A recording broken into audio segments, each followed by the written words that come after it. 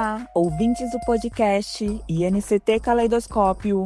Damos as boas-vindas ao programa Mulheres Quilombolas nas Ciências, de Quilombola para Quilombola. Este é um programa da incubadora de pesquisas feministas antirracistas Norte e Nordeste Amazônia Legal, INCT Caleidoscópio, coordenado pelas professoras doutoras Dolores Galindo, UFCG, e Silvia Ferreira, UFBA. Esse programa está vinculado ao projeto de pesquisa Mulheres Quilombolas nas Ciências, Políticas de Permanência nas Universidades e Produção de Subjetividades, com o financiamento do Conselho Nacional de Ciência e Tecnologia, CNPq. E é com prazer que contamos com o apoio valioso do Ministério de Igualdade Racial do Brasil e da UFCG. Eu sou Nariane Ramos, quilombola, pertencente à comunidade Porto Calvário, localizada em Vila Bela da Santíssima Trindade, Mato Grosso, bacharel em Direito, advogada especialista em Direitos Quilombolas pelo UFG e mestra em Estudos de Cultura Contemporânea pela UFMT. Bolsista da incubadora Norte e Nordeste Amazônia Legal, do INCT Caleidoscópio, coordenado pelas professoras Viviane de Melo Rezende, UNB, e Carla Adriana Martins Bessa, Unicamp. Eu serei sua anfitriã e estou aqui para descobrir com vocês o fascinante universo das contribuições científicas das mulheres quilombolas.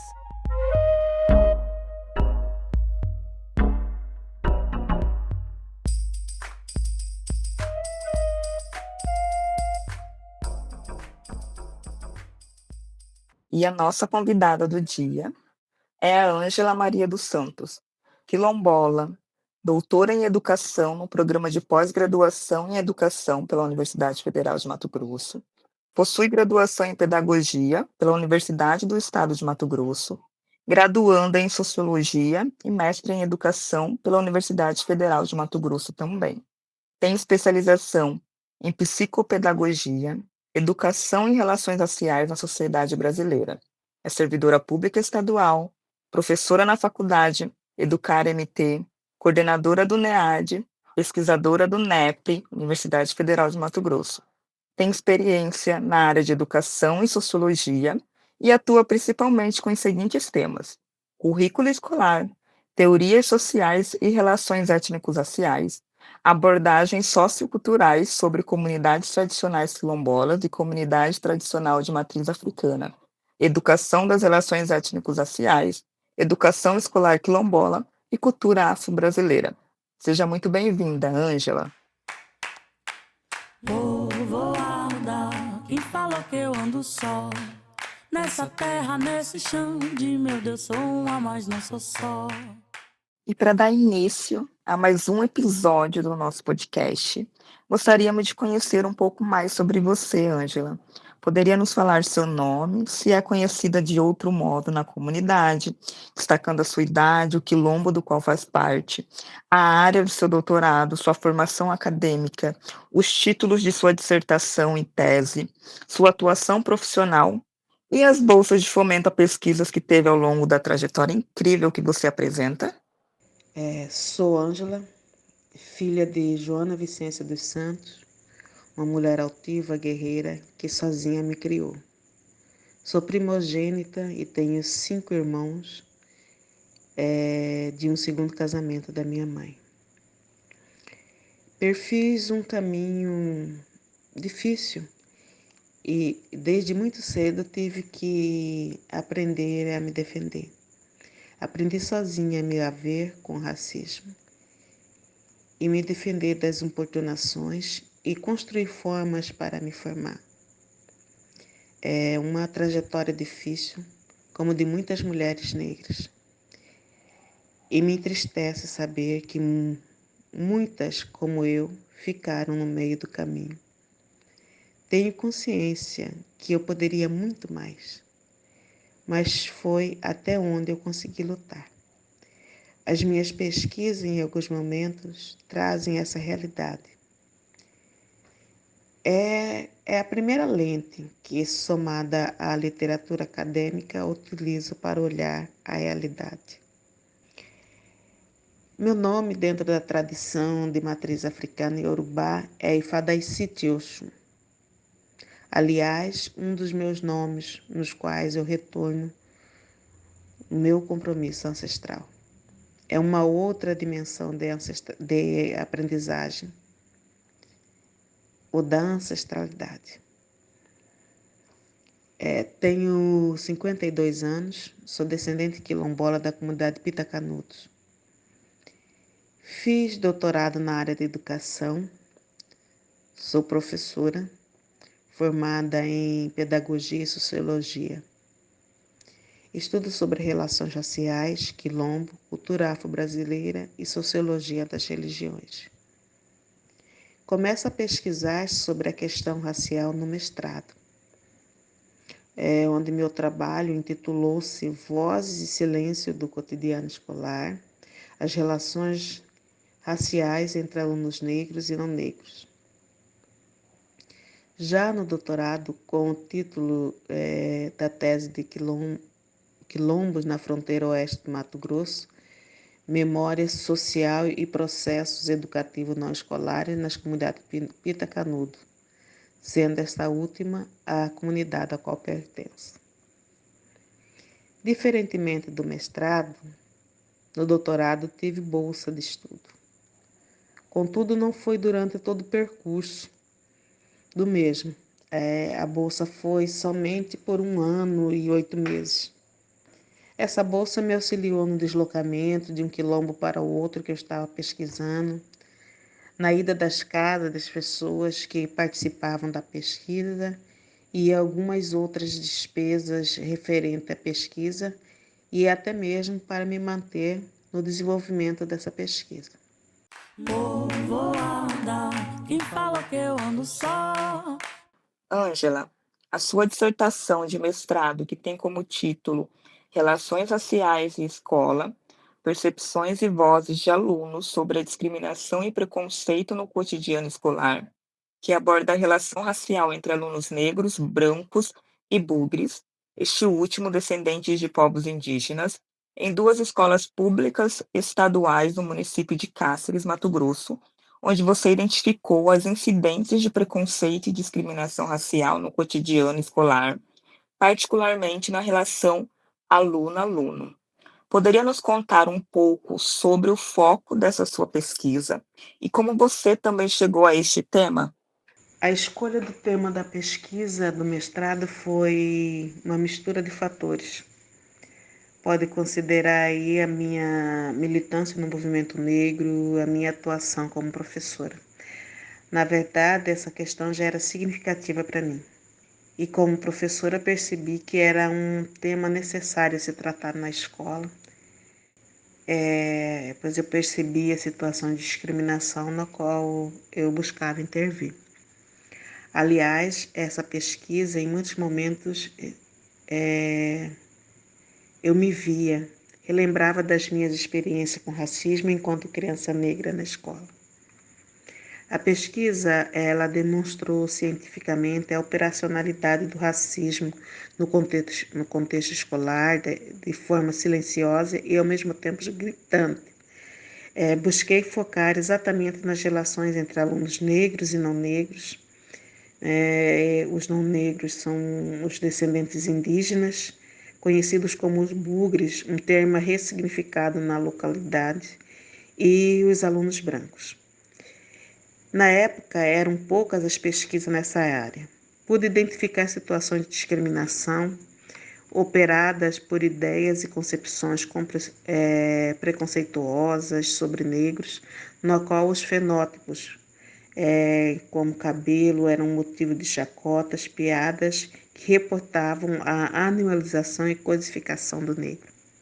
A partir das leituras e os estudos acadêmicos, pude ouvir a voz e o silêncio racial que impactava e hierarquizava as relações raciais entre os alunos, no qual os descendentes indígenas também sofriam discriminação decorrente dos estigmas, estereótipos existentes na sociedade contra os mesmos e os negros. Pude perceber um ambiente escolar racista, multifacetado, como é o racismo brasileiro, que exclui sem aparentar que excluiu, provocando isolamento de crianças negras no horário do recreio, com ideias racistas operando nas relações entre alunos, e percebi um corpo docente sem saber tentar tratar, sem saber, na verdade, tratar da questão ou com percepção embasada por concepções da democracia racial, na qual não contribuía para ler os conflitos e o racismo no cotidiano escolar. Povoada, quem fala que eu ando só? Tenho em mim mais de muitos, sou um a mais, não sou só. Lendo a sua dissertação, Ângela, é possível verificar que o resultado aponta para a existência de discriminação racial na relação aluno e aluno, principalmente contra alunos negros. E as atitudes que são variadas, né, de comportamentos racistas dos alunos brancos, indicaram um quadro de discriminação racial que sugere uma transmissão de sentimentos racistas pela família, que são exercitadas na escola. Esta, por sua vez, colabora com a manutenção e continuidade do racismo, dado o silenciamento do professor e o tratamento às ofensas raciais entre alunos com um problema menor. Diante de todas essas considerações que você nos trouxe com a sua dissertação de mestrado, qual a importância dessa temática, especialmente considerando o contexto quilombola? Entendo que essa temática é importante, considerando que essa questão perpassa nas relações sociais no quilombo. Existe uma negação do racismo, consequentemente, isso relaciona com a negação do quilombo e seus territórios, da sua contribuição na forma local e cultural na sociedade. Entendo que discutir e pesquisar sobre relações raciais, seja em qual contexto for, não deixa de ser uma dimensão de aquilombamento, que é contribuir com as resistências e continuidade dos quilombos.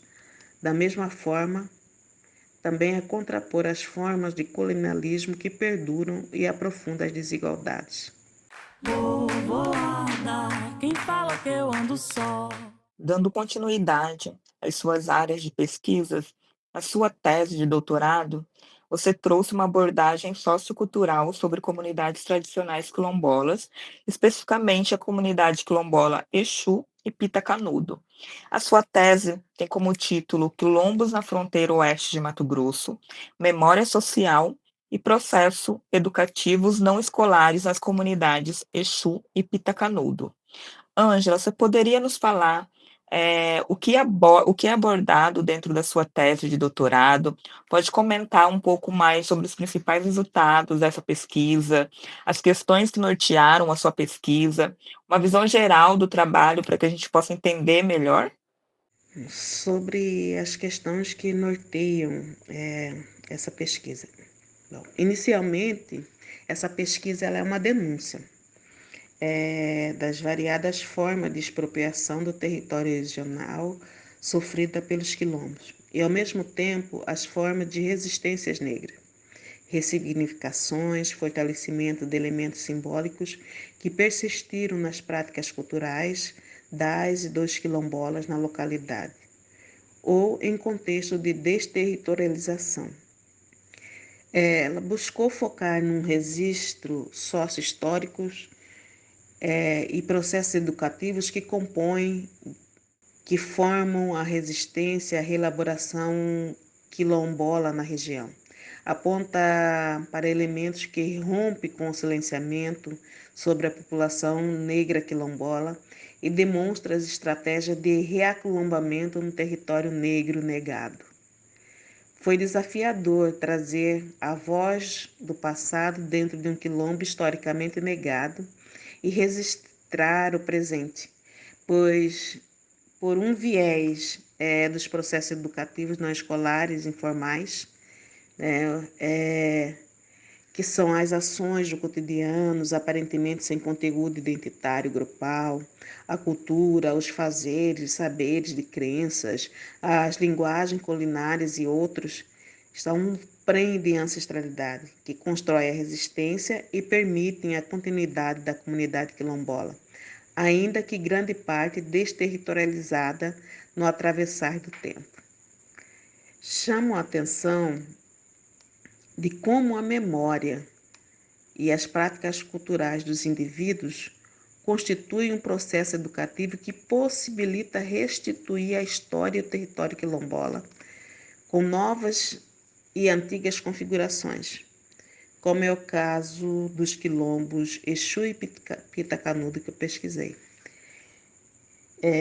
Mesmo em situação de desterritorialização, os quintais refletem práticas culturais quilombolas de plantio, de hábito alimentar, de festeiros, saberes ancestrais e outros bens culturais herdados. Isso demonstra que, de fato, as pessoas carregam quilombo dentro de si. Assim como nossos ancestrais e os antepassados africanos carregaram a África em seus ori, que é a cabeça, né? Ori na tradição religiosa está associada ou está ligada ou significa a nossa força ancestral, que carrega os nossos conhecimentos e compromissos. A Beatriz Nascimento fez uma correlação em seus estudos, ou no seu tratado sobre Quilombo e Ori. Ela fez essa relação, Quilombo e Ori, para dizer que o Quilombo também nos acompanha. Onde eu estou, eu sou Quilombo. É o que ela buscou tratar nessa relação. Então, nesse aspecto, a memória na pesquisa, ela dialoga com a ancestralidade.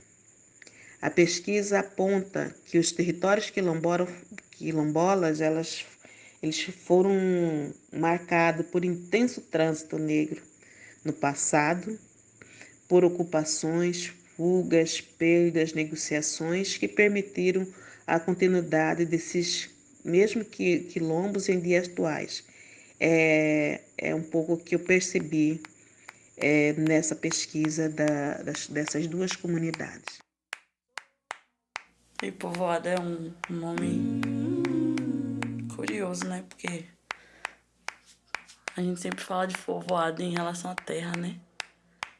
A terra é povoada, mas também essa terra, a gente também é terra que povoa. Deus te ajuda, te livra do mal. É tudo bom, viu, filha? Eu sou uma, mas não sou só, minha filha. E agora trazendo um pouco sobre os impactos das suas pesquisas. Quais foram os resultados mais significativos de suas pesquisas até o momento? Dentre os resultados que gostaria de evidenciar é o quilombo sendo lugar de memória, como um demarcador da ancestralidade. A existência de processos educacionais não formais presentes em práticas culturais, modos de vida e ainda que na existência de processos criativos e dinâmicos de reconstituição de territorialidades em contexto de desterritorialização, no qual os quintais, o modo de alimentar, práticas religiosas contribuem para perceber uma especificidade de grupo. Tudo isso corrobora com complexas retomadas de suas identidades culturais e processo de reterritorialização. O quilombo é um território em movimento, no qual os processos educacionais silenciosamente vão garantindo os saberes e fazeres que foram, ao melhor dizer, que formam essas identidades quilombolas. Considerando todo o seu letramento étnico-racial e o seu entendimento sobre as questões socioambientais, identitárias e culturais dentro das comunidades quilombolas, Ângela, como as suas contribuições impactam a compreensão ou avanço nas áreas científicas em que atua e as comunidades quilombolas? Que a ancestralidade e processos educativos das práticas sociais e culturais são norteadores para entender a resistência e a complexidade da formação de um território quilombola. Daí é preciso entender a memória e a ancestralidade de uma ótica mais filosófica africana. Beber nessa fonte muda a lente para refletir sobre os nós negros. Povoada, quem fala que eu ando só? Nessa terra, nesse chão de meu Deus, sou um a mais, não sou só. Trazendo agora os desafios dentro da carreira científica, no cenário científico no Brasil, quais desafios você identifica para a constituição de uma carreira como cientista para mulheres quilombolas? Os desafios são imensos, imensos, imensos, pois para nós não basta estudar, o que já é um grande feito, mas entendo que é uma subalternação do nosso campo científico. É preciso romper barreiras para que o nosso saber seja reconhecido e tenha um retorno para o nosso bem-estar, principalmente para quem se profissionaliza no campo da educação.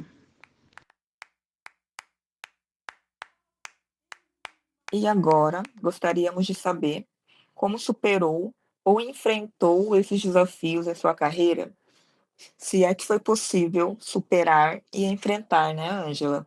Não, eu não superei. Ainda enfrento muitos desafios.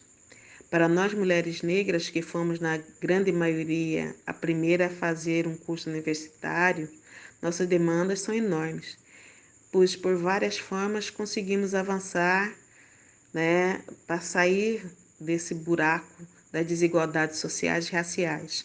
Mas ela continua a nos perseguir, porque os nossos também precisam romper essa barreira. Ou seja, ainda temos que lidar com a garantia do nosso bem-estar individual, né? Mas também da nossa família, vítima de um ciclo de exclusão perverso. Tenho em mim mais de muitos, sou um a mais, não sou só. Onde você pretende chegar como mulher quilombola nas ciências, Ângela? Pretendo que leiam o que eu escrevi.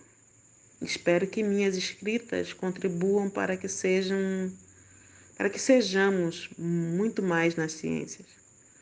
Como mulher negra quilombola de matriz africana, desejo colaborar para avançarmos juntas e sairmos do lugar de subalternação que ainda colocaram a nossa produção de conhecimento. Povoada, quem fala que eu ando só? Nessa terra, nesse chão de meu Deus, sou um a mais, não sou só. E agora trazendo um pouco de desafios atuais, considerando a sua experiência, Ângela, como mulher cientista quilombola no Brasil, como você percebe os desafios enfrentados por mulheres quilombolas nas ciências, e também se existem questões específicas ou obstáculos que merecem mais atenção e abordagem. Primeiro, de reconhecer que produzimos ciências, é fato. Nossas produções vão na contramão das estruturas políticas e governamentais mercantilistas. Daí nossos obstáculos são grandes. Povoada, E não poderíamos ficar sem saber sobre sua trajetória acadêmica. Como foi a sua jornada acadêmica de inserção no ensino superior e na pós-graduação? A minha jornada foi de grande desafio. Estudar, fazer ciência e sobreviver é extremamente desafiador. Nas duas situações, ensino superior e pós-graduação, tive que me desdobrar para conseguir me manter. sou um a mais, não sou só. Sou um a mais, não sou só. Durante a sua trajetória acadêmica, quais foram os principais desafios enfrentados e as conquistas ao longo desse caminho? Sou literalmente uma sobrevivente. Os desafios foram o que a maioria das pessoas negras passam para conseguir não serem invisibilizadas pelo racismo. A conquista foi conseguir furar a bolha do ciclo de trabalho historicamente subalterno vivenciado pela minha família.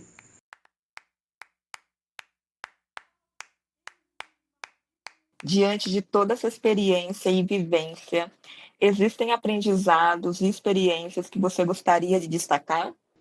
Das experiências e aprendizados que eu gostaria de destacar, é que toda ação é um compromisso com seus ideais, mas também com o seu grupo social. Porque eu não me faço sozinha. Eu sou a continuidade dos que já se foram e a esperança dos que virão. Sou uma, mas não sou só. Sou uma, mas não sou só. Sou uma, mas não sou só. Sou uma, Eu mas não sou sou só. uma, mas não sou só mesmo. E agora, falando especificamente do nosso podcast, Ângela, o que representa para você estar envolvida no podcast INCT Caleidoscópio, especialmente no programa Mulheres Quilombolas nas Ciências, de Quilombola para Quilombola?